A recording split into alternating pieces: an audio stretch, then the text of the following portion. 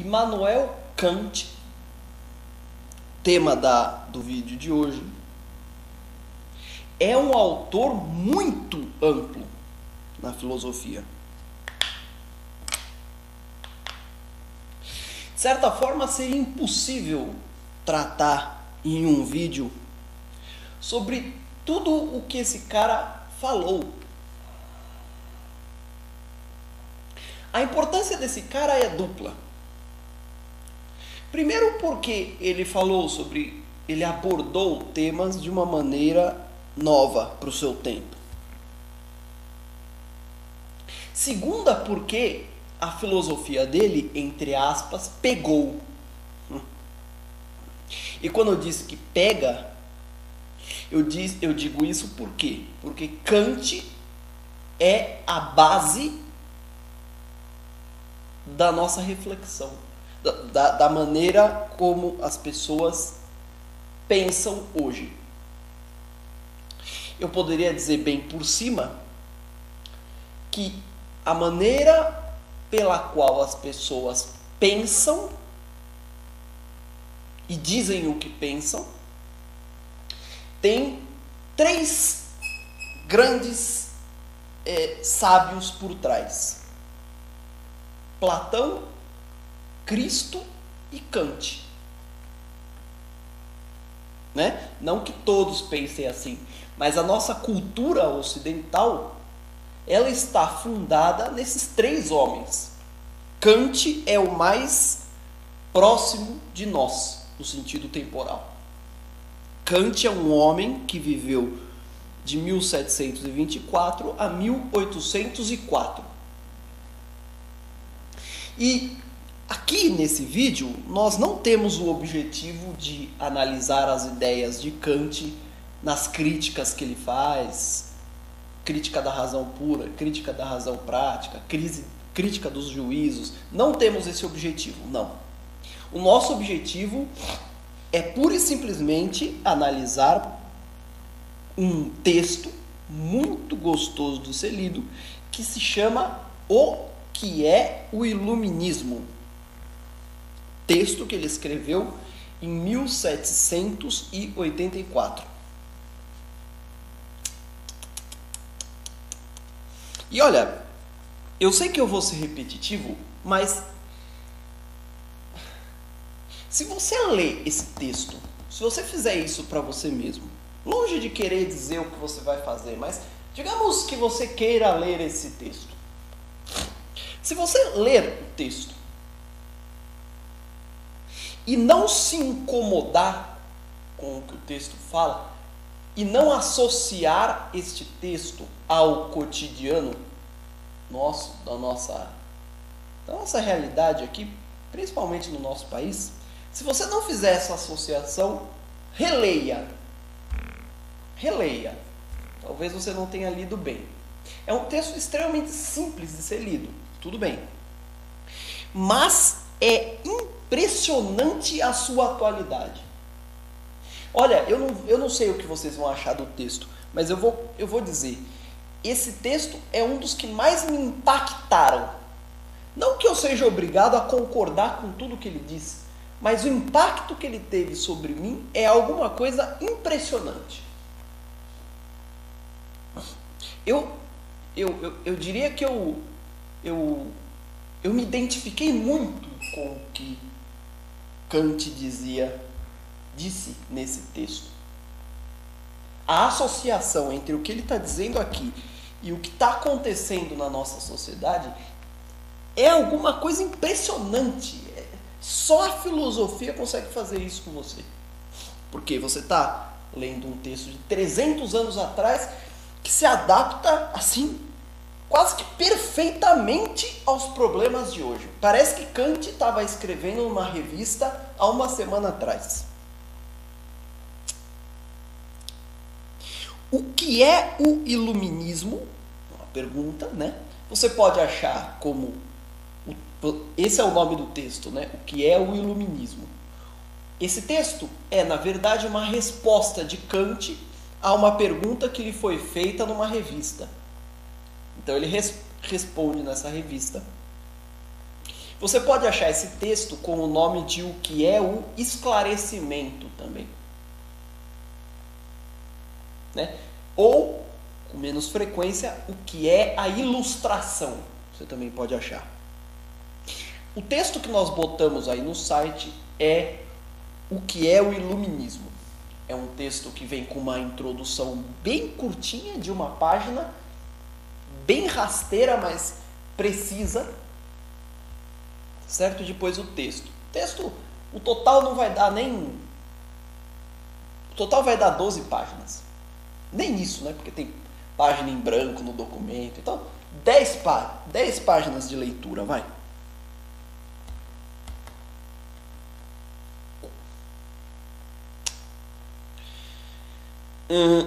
Por onde nós poderíamos começar? Eu gostaria de começar por um esclarecimento que não está no texto, mas eu sinto que é preciso que seja feito em se tratando de Kant, que é quanto à diferença entre o homem e o resto da natureza. Bom, o pensamento moderno, ele consagra,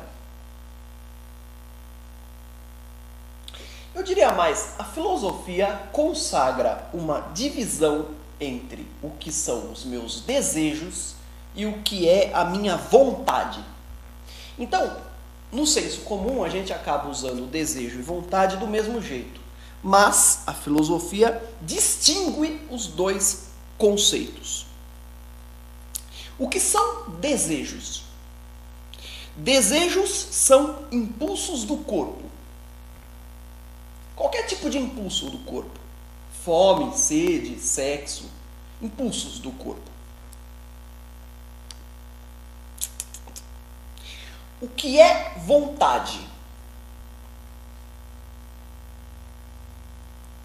Vontade é uma ação livre, deliberada e racional própria do ser humano. Então, nosso pontapé aqui será este. Existe uma diferença muito grande entre o teu cachorro e você. O teu cachorro, ele age baseado nos desejos que ele tem. Então ele deseja, ele sente fome, ele vai e come. Ele sente sede, ele vai lá e bebe. Você, ser humano, é diferente. Você tem desejos? Tem. Você sabe que você tem. Mas você tem também um negocinho chamado vontade. A vontade é a capacidade que a alma tem, ou que a razão tem, de escolher, deliberar livremente em relação aos seus desejos. Então, o homem é duplo. Ao contrário do animal, que é só desejo, o homem é dois. O homem tem os seus desejos e tem a vontade. Os seus desejos não param nunca de serem sentidos por ele. Mas além disso, existe o elemento vontade. O elemento vontade em Kant é uma espécie de juiz que vai decidir se eu posso ou não seguir os meus desejos. Então, vontade é uma capacidade que eu tenho, pelo fato de ser racional, de deliberar, escolher a vida, independentemente do que eu estou sentindo. Então eu posso estar com fome, né? Pega, por exemplo, um soldado. O cara está lá no meio da batalha, ele pode estar com fome. Mas ele sabe que não pode comer, por exemplo, a hora que ele quiser. Então, a vontade é a capacidade que a gente tem de segurar a onda dos desejos, de controlar os desejos. E nós usamos a vontade em todas as oportunidades que nós podemos. Né? O ser humano é, para Kant, claramente racional. A razão, em Kant, é guiada por princípios lógicos, racionais, anteriores ao desejo, né? Que permite ao ser humano julgar os seus desejos, se sobrepor a eles e deliberar a vida livremente. Então essa capacidade chamada vontade, chamada razão, ela nos permite sair da natureza, né?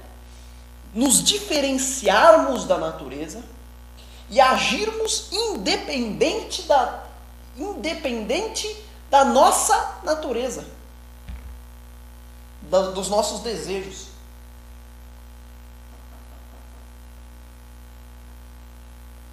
Então, pega, por exemplo, o cachorro. O que o cachorro faz quando passa uma cachorrinha que ele está a fim de comer? Ele vai lá e monta, sobe em cima. Ele não tem esse freio racional que lhe permite deliberar. E nós? O que fazemos nós quando a gente vê uma cachorrinha que nós queremos conquistar? Que, não conquistar, me expressei mal, mas que nós sentimos um desejo.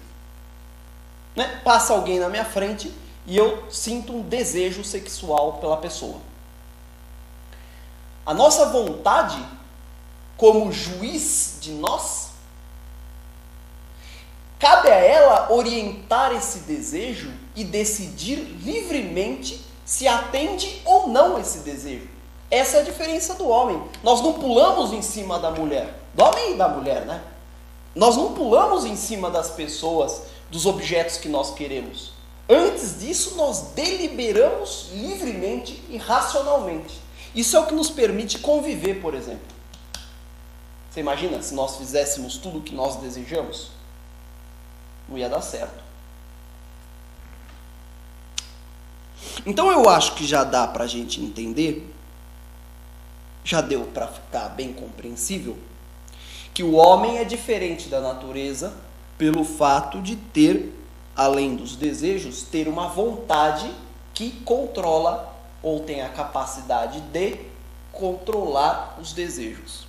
De certa forma, esse pensamento ele não te estranha, ele não te aborrece. Por quê? Porque é o que você acha mesmo. É o que você sempre achou da vida. É o que você sempre achou do homem. Não, isso parece coerente com o que eu sempre pensei. Mas é legal que você perceba que você sempre pensou assim justamente porque Kant disse isso. E outros, né? Mas Kant disse isso. Por isso você é kantiano. É que você não sabe que é, mas você é. Né? Antes de entrar no texto propriamente, é bom que se diga que essa história de que os desejos não me comandam, de que eu tenho uma razão que comanda os desejos, etc., essa história vai ser contestada por outros autores, é lógico. Né? Nietzsche, por exemplo, vai dizer o contrário, vai dizer que você é guiado pelos seus desejos. Né? E a sua razão é apenas um instrumento para lhe permitir fazer o que você quer.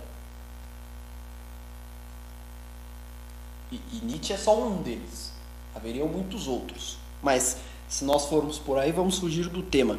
Então, voltando aqui. Bom, Kant não é daqueles que acham que somos comandados pelos desejos. Kant acredita que somos racionais. Somos homens racionais. Desejamos? Claro que desejamos. Todos desejam. Ele também. Mas, acima de tudo, somos racionais. Temos a razão.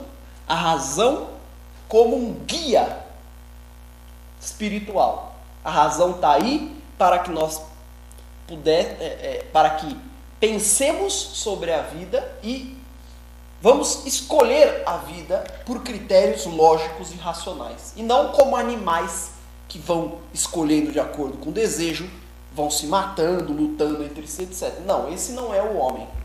O homem é aquele que delibera livre e racionalmente da sua natureza.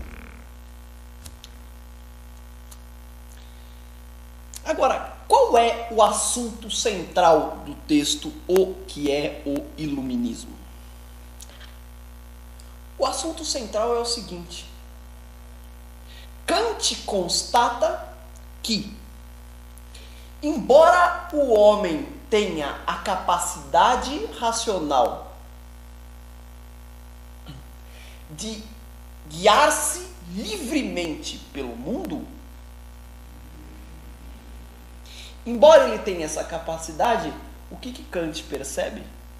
Percebe que as pessoas, por fraqueza, por falta de coragem, por preguiça, abrem mão dessa capacidade.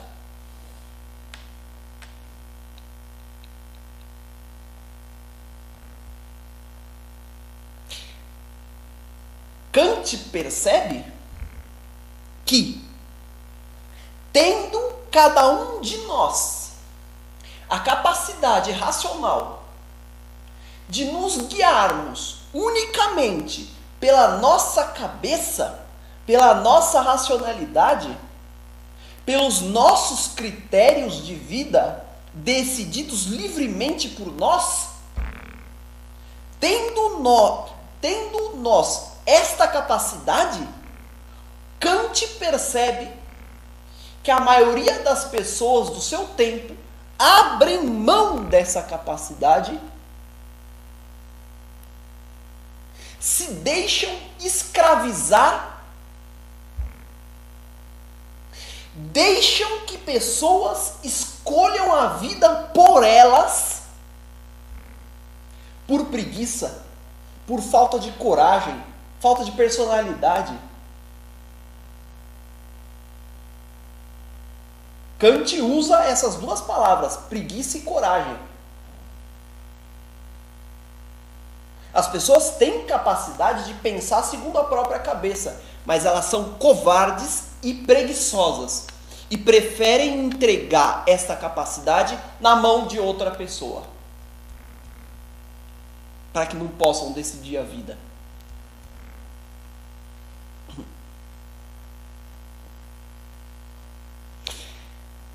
Decidir a vida é complicado. Assumir a responsabilidade de decidir a própria vida, isso é muito complicado. Não é mole, não. Não é simples assim. Hoje eu vou fazer o que eu quero. Perdão. Hoje eu vou agir segundo o meu entendimento. Não é assim. Definir como a si mesmo, definir você mesmo como seu guia, através da sua razão, do seu entendimento, isso é muito difícil e muito raro.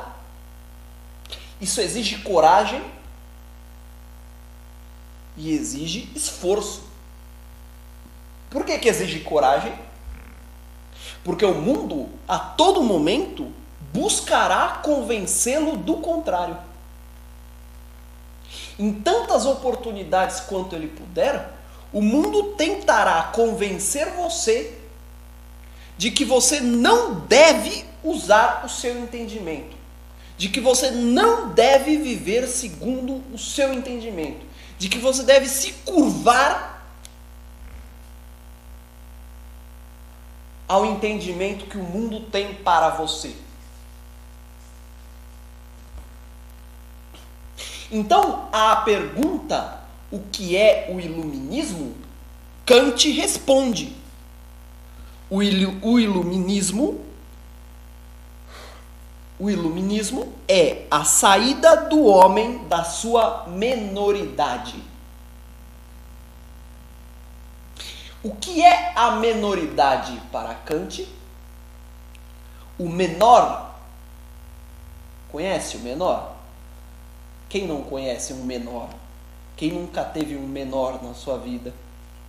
A menoridade é aquele que não tem a coragem de viver segundo o seu entendimento. O menor é aquele que abre mão da sua capacidade de guiar sua própria vida em nome de um entendimento que lhe é externo. O menor é aquele que abre mão da capacidade humana que todos temos de decidir a vida. Tenha coragem. Tenha coragem de se servir do próprio entendimento. Tenha a coragem de se servir do seu entendimento.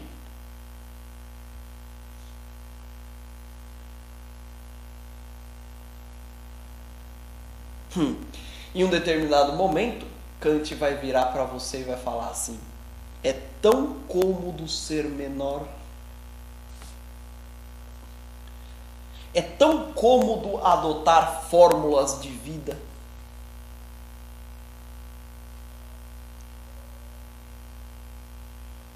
É tão cômodo adotar equações de bem, de boa vida, de bem viver. É tão cômodo se entregar a determinações de fora, a fórmulas que vêm, de não sei da onde que vêm as fórmulas, mas são tantas. É tão cômodo se entregar aos tiranos que aparecem para todo lado. Tiranos brotam do chão, aparecem pelas paredes, caem do teto, todos dizendo o que você deve fazer. Faça isso, faça aquilo, se vista assim, diga isso, arrume seu cabelo assim, pense desse jeito, pinte a unha, faça o caralho. É tão cômodo adotar fórmulas. Esses tiranos vêm com as fórmulas deles. Todo tirano tem uma fórmula por trás. Perdão, toda fórmula tem um tirano por trás. Eles vêm com as fórmulas. Olha, eu sou o tirano. Eu vou dizer para você como você deve se vestir. Ponha isso. Pronto. É difícil falar pro cara. Não, isso não me serve. É difícil agir assim. Mas isso é o que Kant recomenda. Tenha a coragem para se servir. Veja, por que você tem que ter a coragem? É só olhar para a nossa vida hoje. Ligue a TV. É preciso ter coragem para seguir o seu entendimento. Porque você liga a TV, o que você vê? Tá, você está estudando aqui o que é o iluminismo, não é? Liga a TV e você vai ver o que não é o iluminismo. Você vai aprender por, tautologia, né? O contrário. Você vai aprender pelo contrário. O que não é o iluminismo? Liga a TV. Ligou a TV, o que você constata? O cara falando, use isso, compre isso, adquira isso, compre câmera de não sei da onde, compre. Aí aparece a mulher da propaganda. Você precisa ter essa câmera, você precisa ter isso. Eu, pessoalmente, eu olho e falo, preciso não. Quem disse que eu preciso? Você? Você precisa comprar isso. Propaganda. Não, a mulher fala, eu não sei como você não tem isso. Eu não tenho.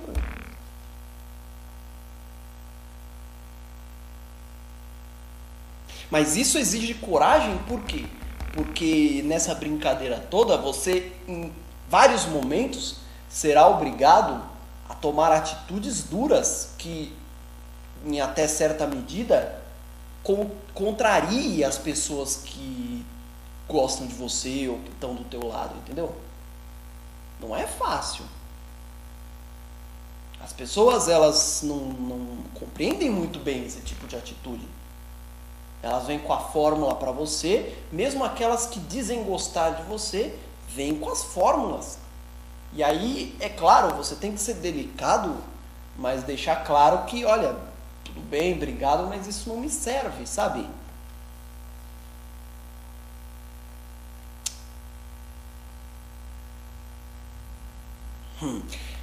Junto com a fórmula, os tiranos, eles fazem questão de alertar você para os perigos que você corre se tentar, os perigos que você vai correr se tentar andar sozinho, né? Como se falasse assim: olha, você quer seguir o seu entendimento próprio? Tudo bem, siga, mas fique esperto, hein? Isso não dá muito certo.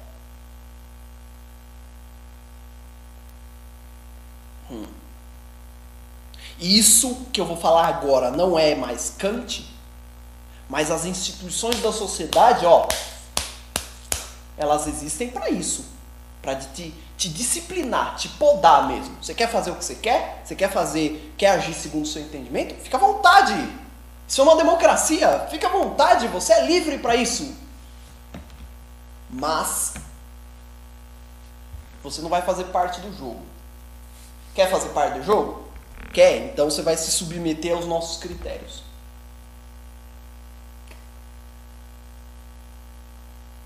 Certo? Fique esperto aí. Quer ficar vivendo segundo o seu entendimento? Vai em frente. Somos uma democracia. Mas vai se fuder. Vai se fuder. Né? Vou citar aqui um cara que é muito diferente de Kant, que é Nietzsche. E que eu cito para todo mundo que me conhece. Eu sempre cito. Nietzsche diz: se me apetecer, eu vou mudar os verbos aqui, se me apetecer correr, corra. Perdão, vamos voltar. Nietzsche diz: se te apetecer correr, corra. Se te apetecer pular, pule. Se te apetecer jogar bola, jogue. Mas veja o que te apetece, porque o mundo vai se organizar para te dissuadir. Quer viver segundo o seu entendimento? Vá em frente. Mas o mundo está aí para te convencer do contrário. O mundo tem suas regras. Não é qualquer um que vai vir aqui e viver segundo o entendimento. O mundo tem suas regras de conduta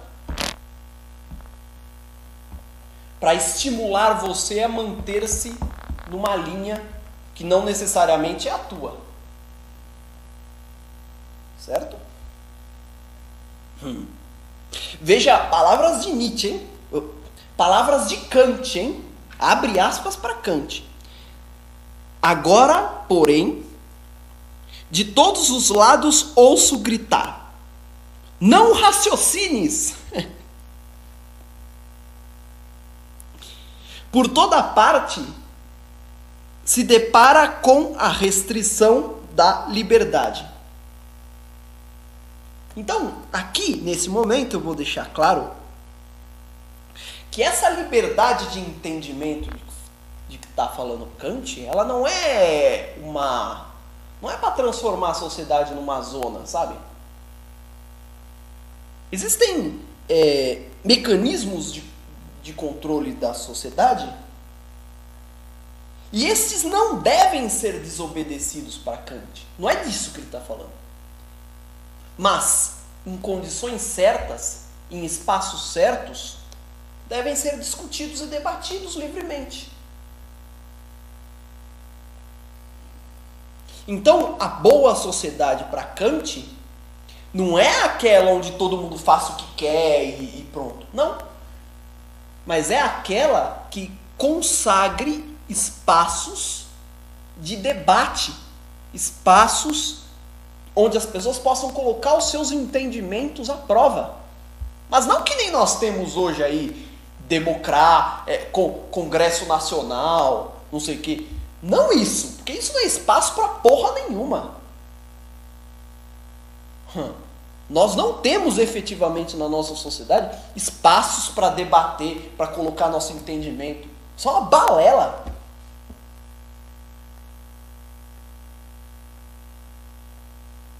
Então, para Kant se trata disso.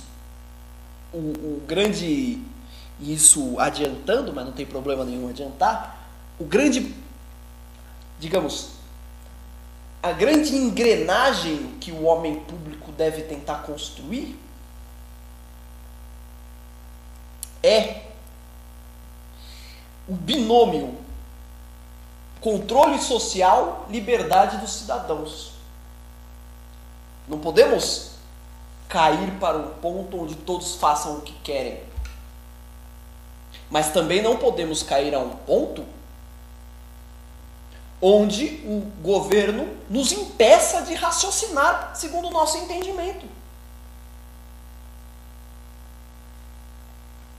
Certo? Não podemos cair de jeito nenhum aí também.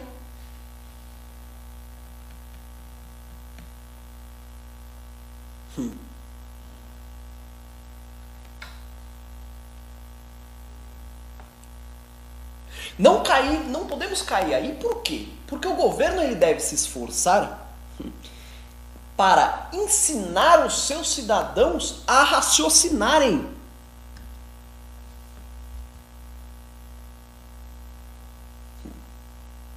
Então veja só, abre aspas. Não, abre aspas não. Não é lícito a um povo decidir por si mesmo. Isso não é de Kant, tá? Não está diretamente, não é aspas, não é citação dele, né? Isso é uma conclusão que eu chego a partir do texto dele. Não é lícito, mas a partir das observações lógicas dele, não é lícito a um povo decidir por si mesmo, boicotar a chance das outras gerações serem livres. E muito menos, ele diz, não com essas palavras, muito menos um monarca qualquer decidir que as próximas gerações não poderão raciocinar. Isso é uma loucura. E, infelizmente, isso acontece com uma violência assustadora hoje. Assustadora. Vou voltar aqui a Kant. Por todos os lados ouço gritar, não raciocine. Nossa, mas como isso é verdade, né? Para todos os lados que você olha, não raciocine, faça o que eu digo. Não raciocine, haja como eu digo que é o certo.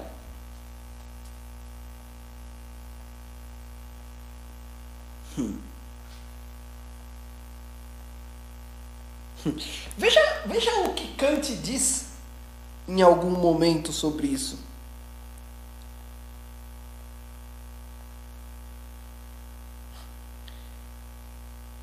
Se eu tiver um livro que tenha entendimento por mim,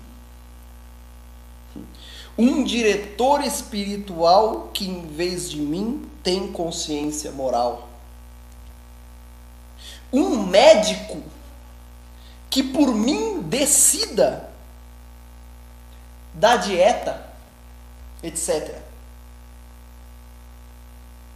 Eu mesmo, então, não preciso me esforçar.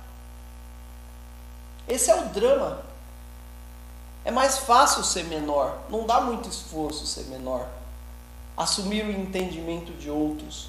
Não é muito... não é muito complicado ser assim. É mais cômodo ser assim.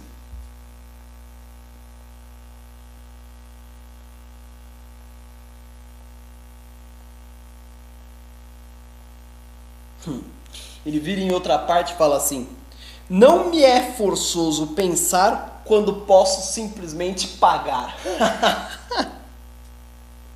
Se eu posso pagar, por que eu vou pensar? Critica Kant. Se eu posso pagar para um idiota qualquer vir e dizer como o meu cabelo tem que ser, por que eu vou pensar? Portanto, seja um menor, não é?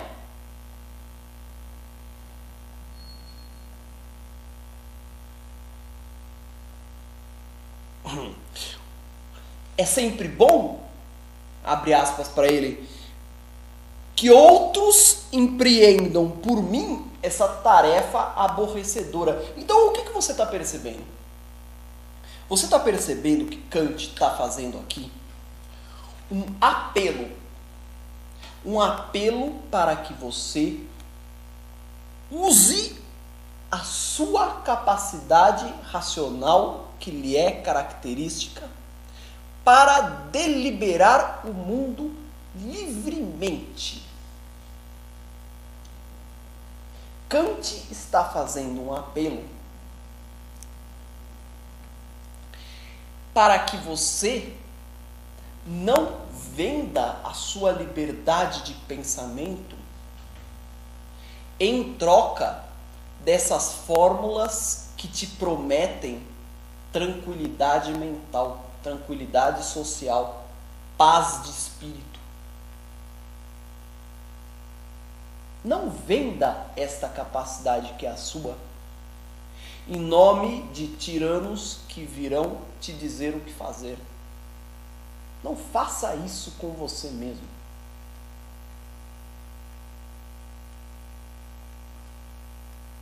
A tradição, para Kant, né, a tradição,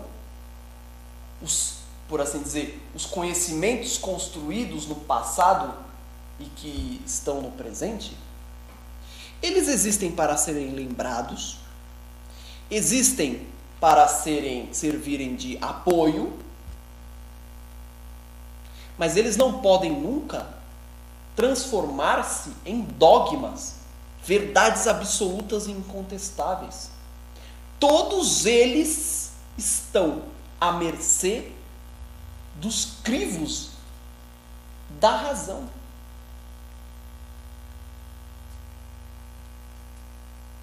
A tradição, não é que a tradição deva ser, não é que eu tenho que pegar o livro de Aristóteles e jogar no lixo. Não é que eu tenho que pegar Santo Agostinho e esculhambar com ele. Não é isso. Leia Aristóteles, leia Agostinho. Mas use a capacidade racional que é a sua para deliberar se aquilo te serve ou não. Aparece o fulano com o produto lá na televisão, compre isso. Não compre isso nada. Eu vou comprar isso apenas e tão somente se eu refletir racionalmente sobre isso e achar que eu deva comprar. Não vou comprar por impulso, por desejo. Não. Por quê? Porque Kant nunca disse que nós não temos desejos. O que Kant diz é que a nossa capacidade racional serve como um juiz. É o nosso juiz. É o juiz dos desejos. Né? Mas tem gente que não usa. Tem gente que vende este juiz. Vende esse juiz para pessoas que vêm de fora dizerem o que fazer, etc, etc, etc. São os especialistas. Não é? Quer dizer, o que dizer desse amor que o mundo de hoje tem pelos chamados especialistas? Né? O cara vai lá, eu sou especialista em não sei da onde. E aí, de repente, ele vira o Deus suprassumo daquele assunto e você não se dá o direito de discordar dele.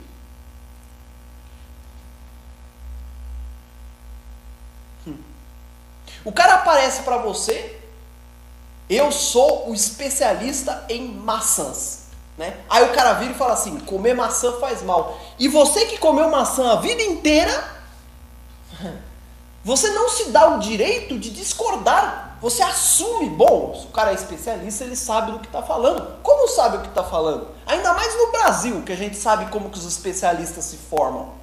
Pô, vai visitar uma faculdade aí, cada coisa ruim, cada faculdade ruim. E aí você vai assumir que esse cara, de repente, é um especialista? Então veja a atitude de Kant. Kant não fala para você chutar a bunda de todos os especialistas. Não, não, isso seria ignorância. Kant diz simplesmente que você tem a capacidade racional para julgar o que as pessoas estão te oferecendo, mesmo que você não seja tão especialista quanto aquelas pessoas. Hoje você vai me dizer que não dá para fazer isso? Em muitas áreas dá. A internet está aí, meu Deus, está aí para você consultar. Livros e etc, etc. Então, toda essa indignação, esse desejo de que as pessoas se tornem maiores, de que as pessoas aprendam a viver segundo o seu entendimento, eu creio que está condensada nesse texto aqui. Tá bom?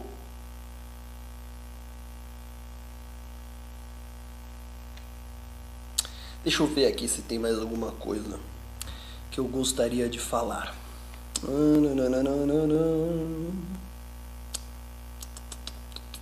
Não. Ah, bom. Isso é ótimo. Tem sim. Tem uma coisa que eu deixei escapar. É vital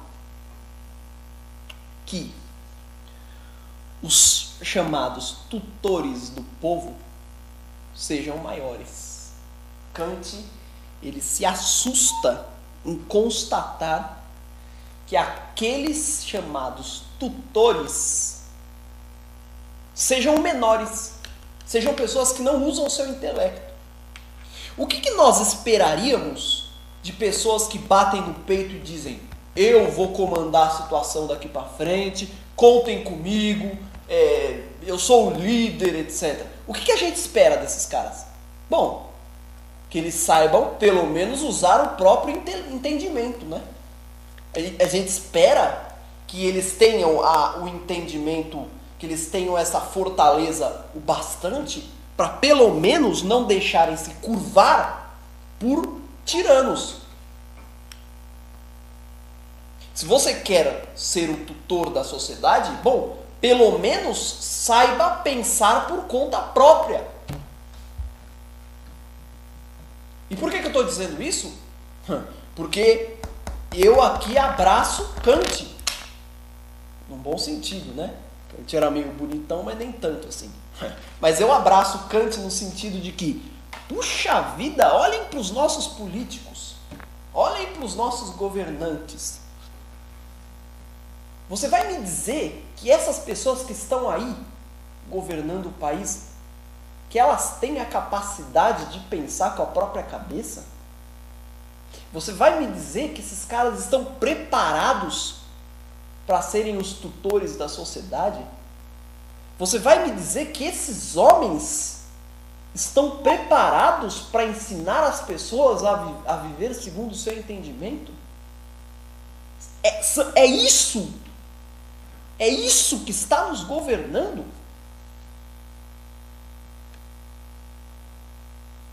Vocês viram a última eleição? Os debates?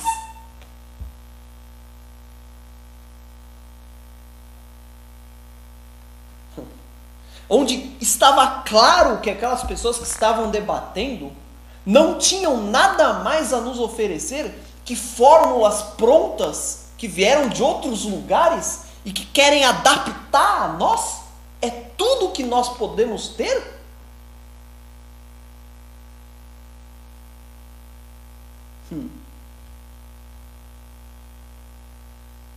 Então é um drama, realmente. Mas infelizmente é um drama a qual todos nós estamos submetidos.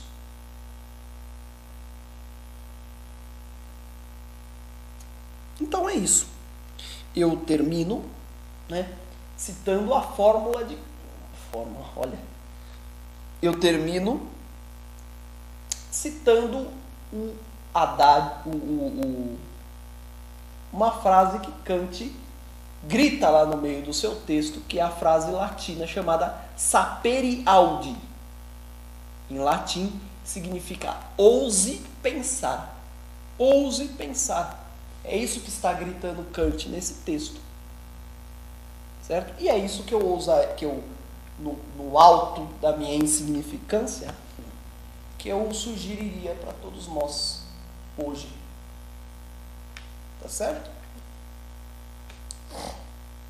Então deixo vocês com o entendimento de vocês aí. Espero que vocês tenham gostado. Bom, e até o próximo vídeo, até uma outra oportunidade, tá bom? Obrigado, até mais.